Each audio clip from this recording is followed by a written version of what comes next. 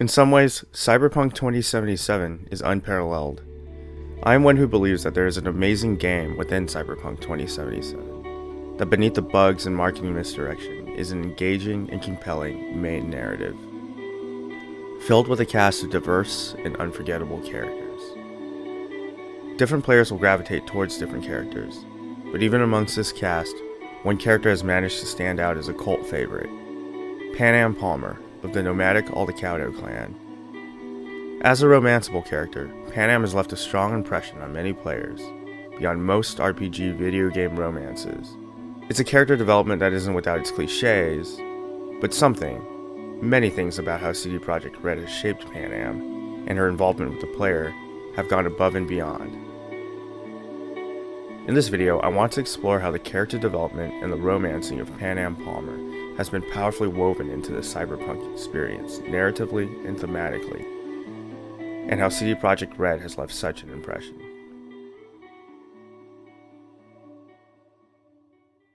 Within Night City proper, you have corpos who serve the all-powerful corporations directly, and you have street kids who really just subsist in these urban areas. Then you have nomads, which is where Panam fits. Nomads are wanderers who travel together in clans and subsist in non-urban settings, although they interact with the other classes. Panam is an estranged member of the Aldecaldo clan, led by Saul Bright, and is trying to make it on her own in the city as a mercenary for legendary fixer Rogue Amendiares. We cross paths with Panam early on in her solo journey.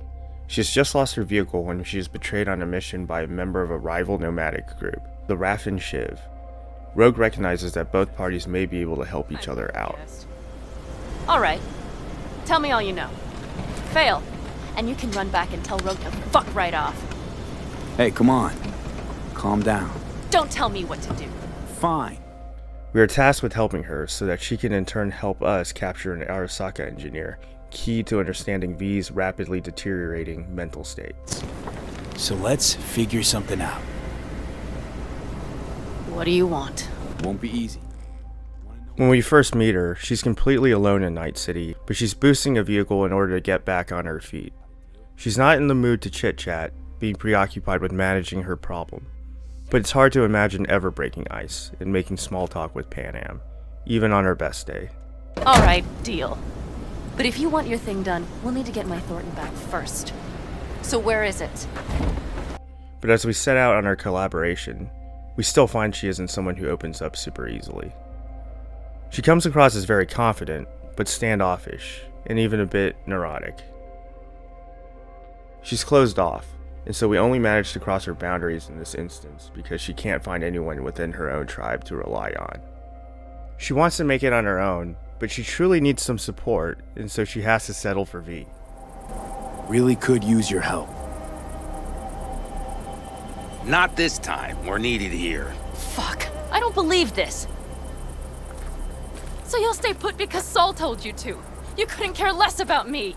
Panam. Following her lead, but keeping up with her, we quickly secure her stolen vehicle, and we take care of the nomad who betrayed her. That same night, we immediately set out to capture the Arasaka engineer.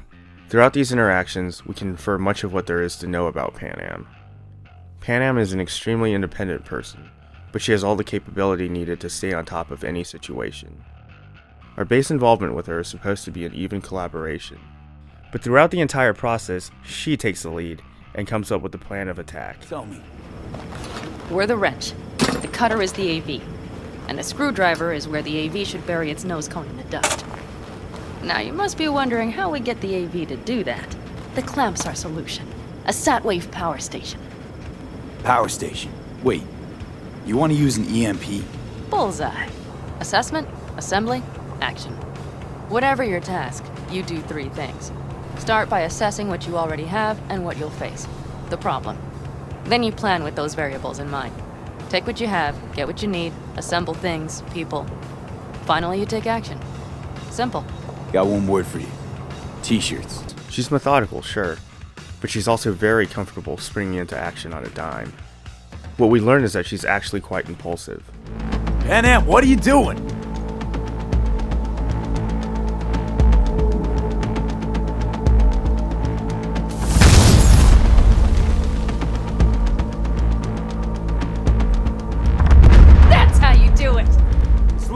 Panam is capable, and so it's not too surprising that Panam is also, beyond just being fiercely independent, fairly prideful, as many nomads are.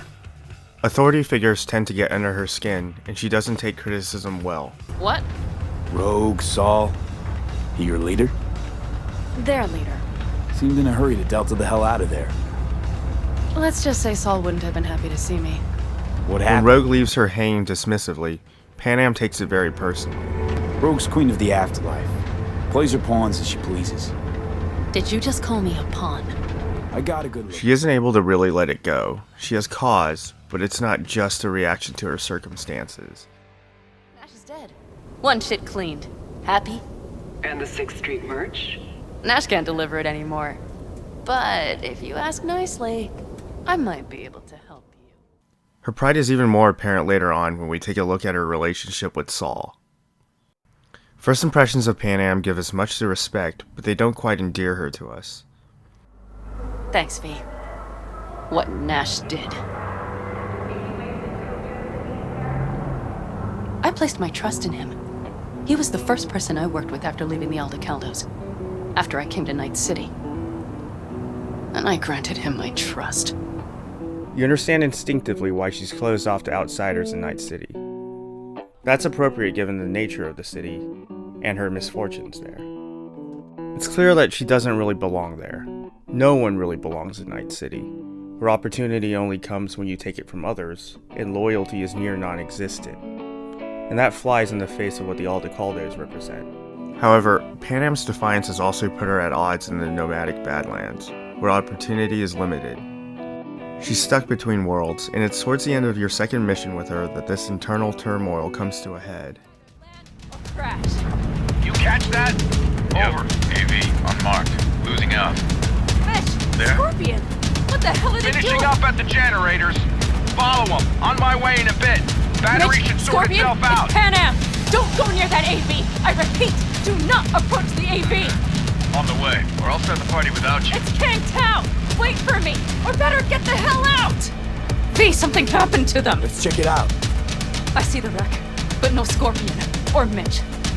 We've taken down the transport with the Arasaka engineer who V needs, but two Aldecaldos have gotten caught in the crossfire while unwittingly trying to render aid. Panam hasn't really acknowledged this until now, but she's a very loyal person, and she's still deeply attached to her family. Scanners are out.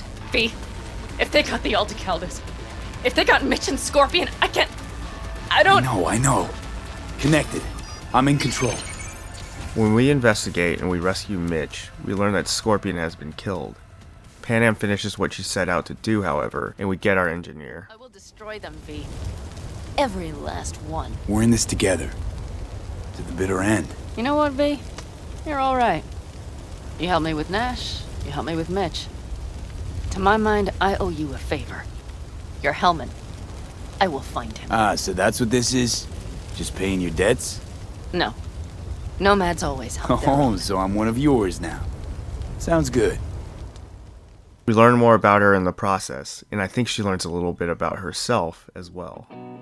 The only thing that Panam really cares about in this world is the Aldecaldos. She just can't get along, because as cliche as it sounds, she cares too much.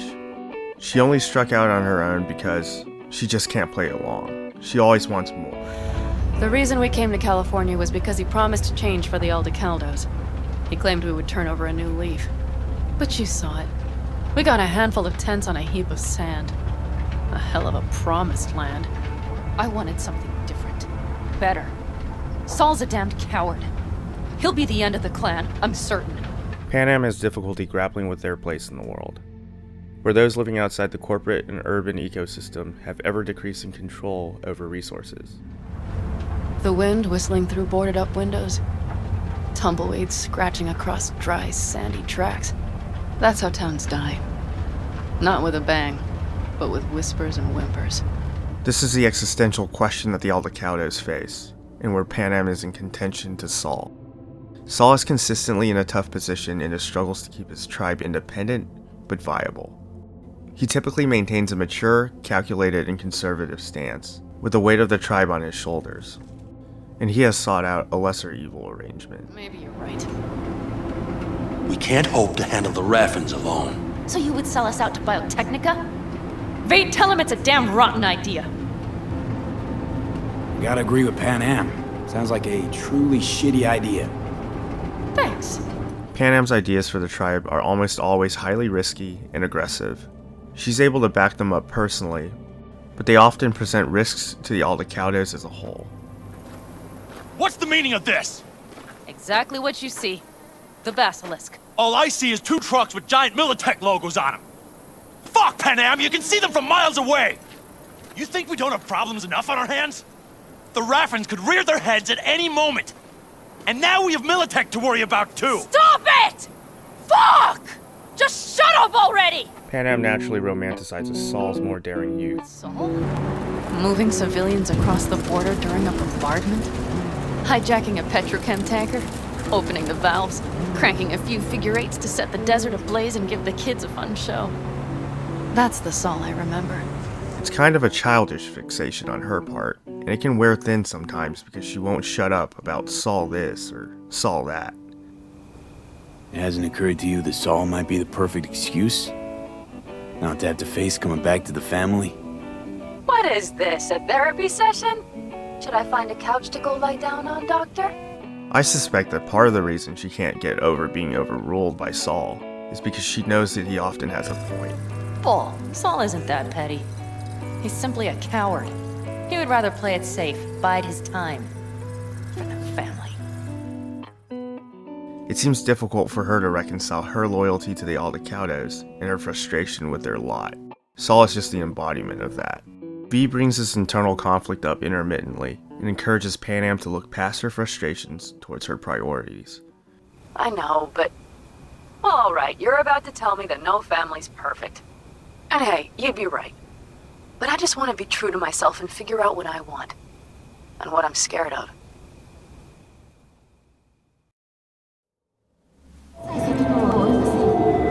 B, it's a good thing you answered. I could probably use your help. Probably. Fine. I could really use your help. Can we meet? When and where? You don't know how good it is to hear that. Swing by the Aldecaldo's camp. I'll explain it all.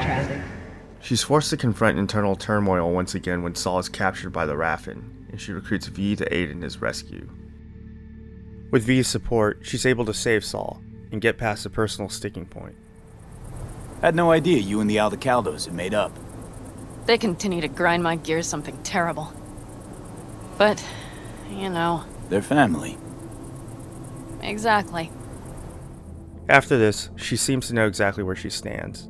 She's an Aldecaldo, and her misadventures in Night City, as well as this instance with Saul, only force her to reaffirm her convictions. She cares deeply about the Aldecaldos, and she cares deeply for Saul.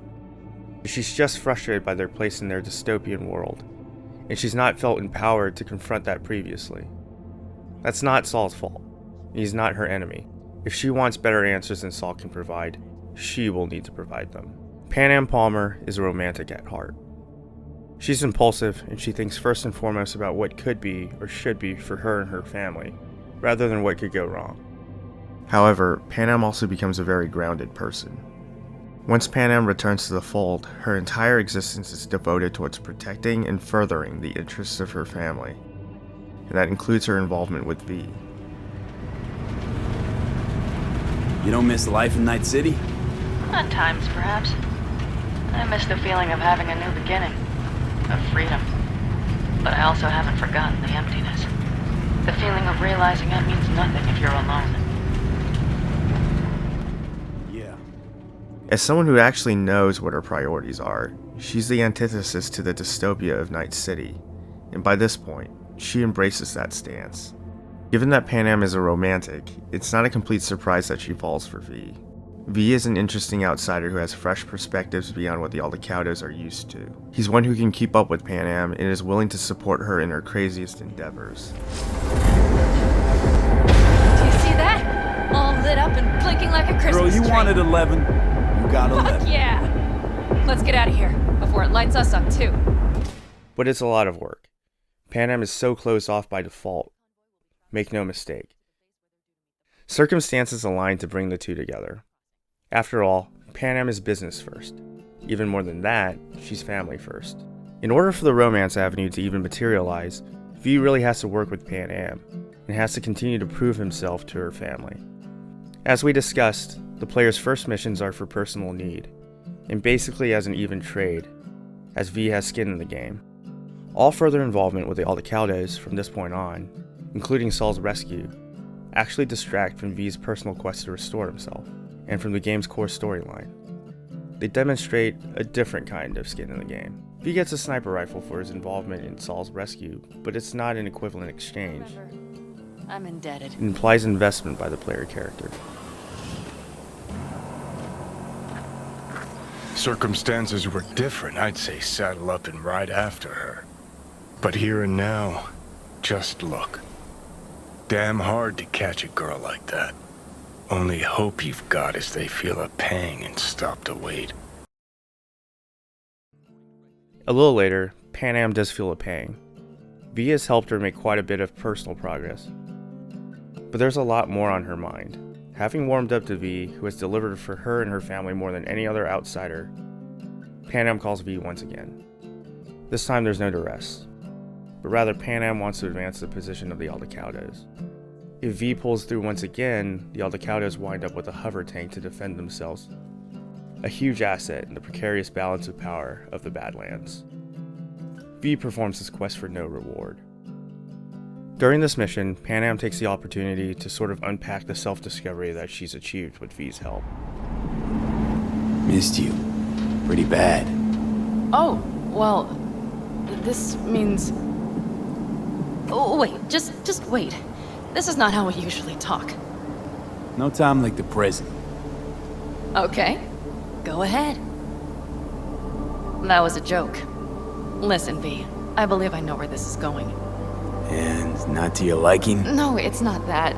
I also wish to talk about it, just not so openly. My plan was to tiptoe around, test the waters, then retreat back into my shell. Sounds like a plan. What went wrong? It seems you saw right through me. Didn't have a clue how you'd react. You're not the only one shooting in the dark. I would not want to cock this up. So far, so good, champ. Because I've kept my mouth shut up to now. The thing is, I usually act before I think. Uh-huh, noticed. I know. But I also need impulses to act upon. When I do something spontaneously, I feel I'm being honest. Yet with you, I prefer to play it safe.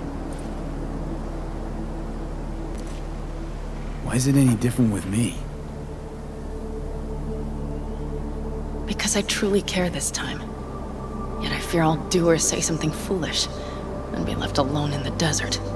I would rather keep you close, if only as a friend. She takes the time to reflect on who she is. As we've discussed before, she's impulsive and she's confident, but she's kind of shy and closed off as well. It isn't easy for her to process her frustrations, and she hasn't done a great job of processing them until her recent involvement with V. Much of it, including her growing attachment to V, represent new ground for her, and she's kind of scared of that. It's important for V to be supportive of that. Try following the impulse next time. Okay. Well, in any case, you've been warned. All right, let's rejoin the others. At the end of this mission, Panam returns to camp with the Militech tank. And during the subsequent mission, V and Panam have to defend the Aldecaldo camp against the Raffin. V receives no reward, once again.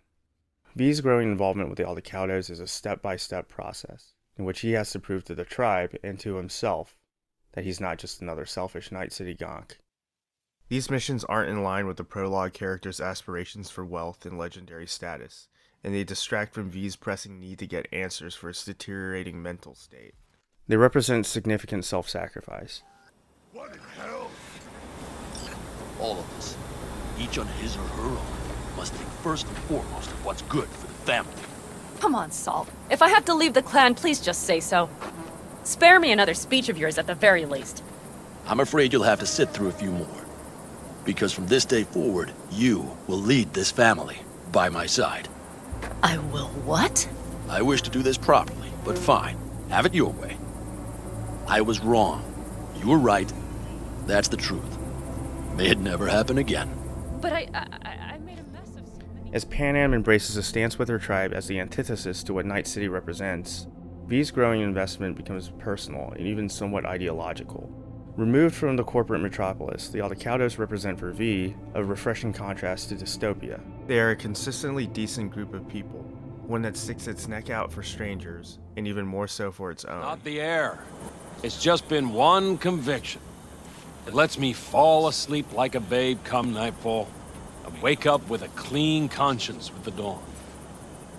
Got a feeling I'm about to learn it. We nomads choose who to make our family, and choice forges strong bonds and a higher duty that stands solid as an old oak. It doesn't matter what happens, what will happen. Within this family, nobody turns their back on you. You understand? I do. Believe I always did. Panam's desire for V to stick his neck out for her family and grow with her family becomes increasingly compelling. If we look at what the Aldecaldos represent to V, we kind of see parallels to some tried and true dynamics in other well-known stories. She is a leading figure in a wilder but more noble culture, who falls for an outsider who represents an evil empire. You don't really know why you're here, do you? Panam asked me for help. Mm-hmm. She came back to the fold, sweet-talked Mitch and the rest over to her side. But still, she calls you. Interesting, isn't it? I actually feel like these are powerful dynamics, as I think it's almost an illustration of what it's universally like to meet a woman's family. In this case, one which might create some culture shock. I thought a great touch was when Carol Mecca texts you about Panam and roots you on in your efforts. And when Cassidy makes this remark, when you show concern for Panam. Any of this goes south, you know Panam will be the one to pay. Do you see us hanging her out to dry? Do you see Saul letting us off the hook while Panam takes the fall for everything? I'm starting to like this kid, Ted. He thinks he cares about Panam more than the girl's own family. What I think the game does a really good job of illustrating here is that if you pursue a romance with Panam, you're not just committing to her, you're committing to her family. You know, this could be us. Every day. V, look around. Look at them. They could be your family. Panam, what do you... Stay in camp. Join us. It's really not that simple. You either want to or not. What's so complicated? That's the problem. What I want right now doesn't mean a thing. All right, V. I shouldn't drop bombs like that on you right now. I just thought... Panam opens up to you and brings you into her precarious world. She's sticking her neck out for you and making her entire world vulnerable to you. So it's expected that you stick your neck out for her and her family as well. Isn't that the way of it? Welcome to the family. A warm welcome for our newest Aldecaldo! Don't know what to say. It's about time you didn't. No, I really don't. Never expected this. Thank you. Don't worry, it's but a formality. You've been a de facto member of this family for a while now. You saved my rumpus, and Bobby tells it Mitch's too. I won't even mention Panam. Cyberpunk's romance system is like any other video game romance system, mechanically. It's basically a flowchart that you have to nail, in this case, basically exactly. However, the pacing and progression is not quite so neat and obvious as in most games.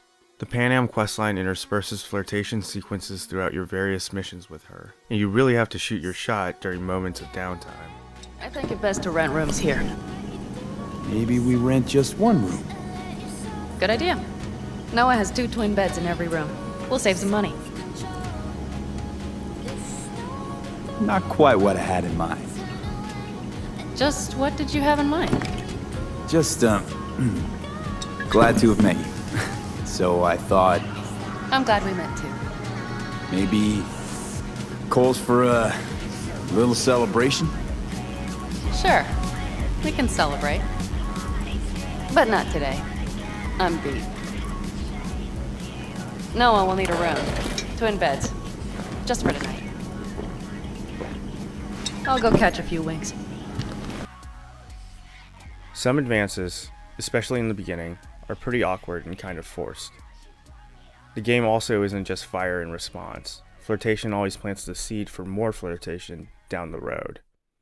Panam is generally pretty receptive, but she never bites immediately on any advances the way you might hope. I couldn't ask for more. Got a few ideas. Think you know what kind? V. No. It's really nice as is. Let's not spoil it, okay? I'm sorry. Didn't know what I was thinking. Oh, it's fine. Truly. Don't let it worry you. I love that the game really makes the player stick his neck out and make himself vulnerable in these moments where he can just crash and burn. He never quite does. Okay. It'll be quite some time before the convoy comes. She lets him down gently each time. Growing kinda cold out here.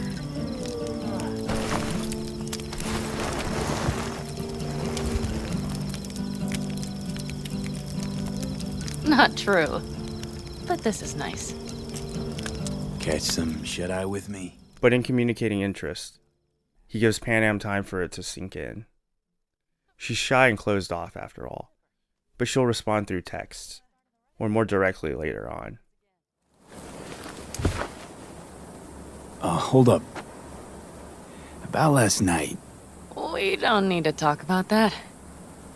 I'm just not like that. So what are you like? More like this. Take care of yourself. You too, Panam. And remember. Remember, she's also pretty impulsive. V, do you remember what I said about impulses? Mm-hmm. Well, watch out now. The nonverbal stances, gestures, and quick-time events really go far, in my mind, in immersing the player. And really, in seemingly doing only a little, they do a lot to create investment. Each small move or advance has to be done deliberately, and even though it's a video game, the player feels that he really has to put V out there to even have a chance.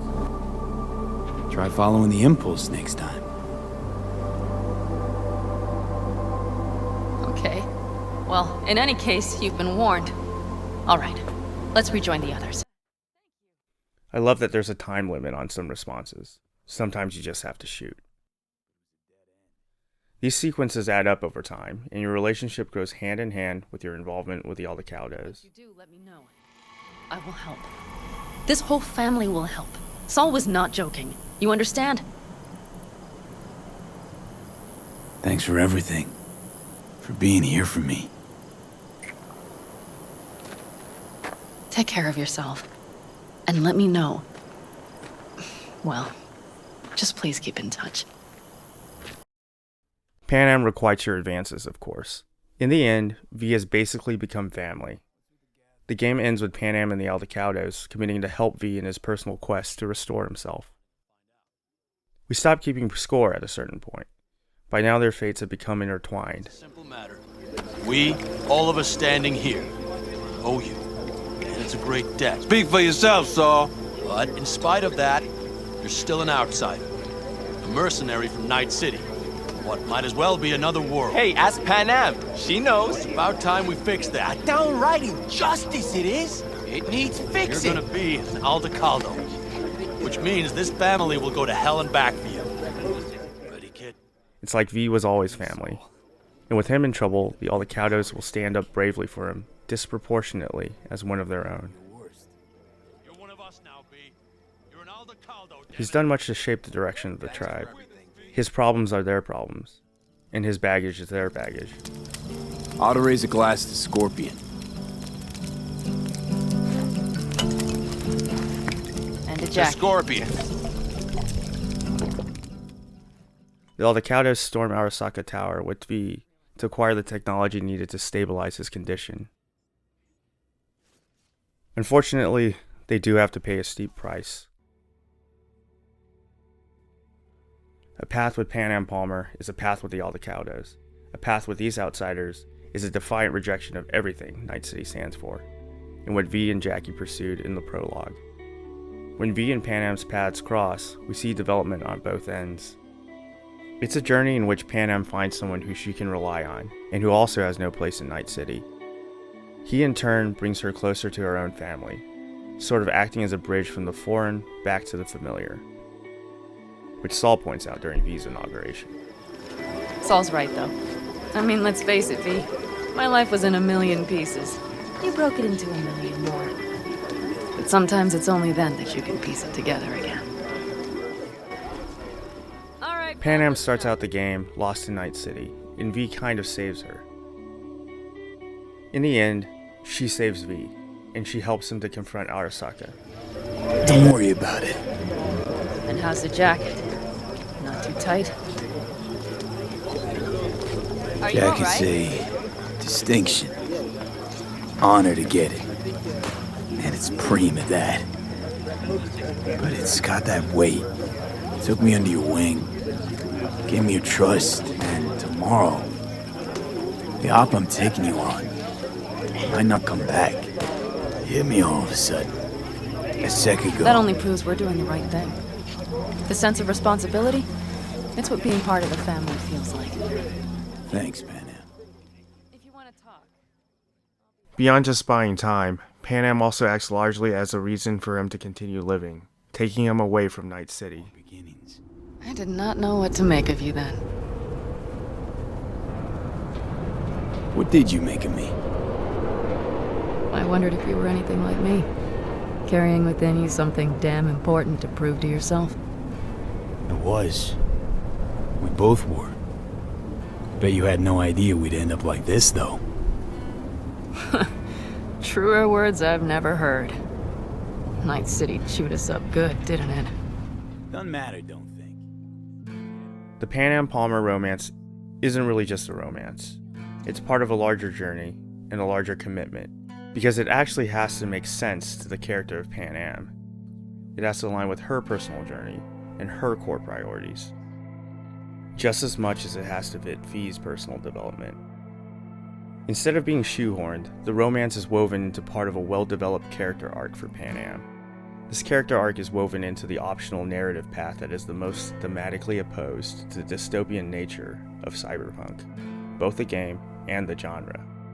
Both sides enter into this arrangement with baggage needing resolution and needing personal development, and as cheesy as it sounds, they do wind up making each other whole. It's actually kind of therapeutic for both sides. In V's case, he got caught up in a dystopian rat race, lost his best friend to it, and almost wound up literally losing his identity.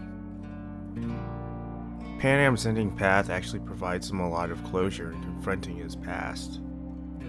Panam is ride or die because you have become family to her, and you have supported and nurtured her vision more than any other character in her world. You're a big part of who she is, and she's a huge part of who you've become. For a video game, and compared to any narrative, the investment level and the development are significant. The Panam Palmer narrative arc and relationship make a special case for the experience and depth that is very unique to video gaming. Not just what video games are capable of, but what only video games are able to do.